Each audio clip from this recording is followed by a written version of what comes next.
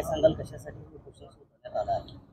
सदरक्षण आहे खरं निग्रह आहे हे ब्रीदवाक्य घेऊन कायदा व सुव्यवस्था रक्षण करणारे पोलीस अधिकारी, पोलीस कर्मचारी यांची जर मूलभूत सुविधा पाहिला आपण तर बीड जिल्ह्यातले जे निजामकालीन पोलीस स्टेशन आहेत त्यांची अत्यंत दुरावस्था आहे, ते कालबाह्य झालेले आहेत। गेल्या वर्षी 16 सप्टेंबरला मराठवाडा मुक्ती संग्राम दिनानिमित्त छत्रपती संभाजीनगर या ठिकाणी जी मुख्यमंत्र्यांनी मंत्रिमंडळाची बैठक घेतली होती, त्या बैठकीमध्ये तत्कालीन सांस्कृतिक कार्यमंत्री सुधीर मुनगंटीवार यांनी घोषणा केली होती की मराठवाड्यातील तब्बल 70 निजामकालीन ज्या कालबाह्य इमारती आहेत त्यांच्यासाठी नवीन बांधण्यात येतील।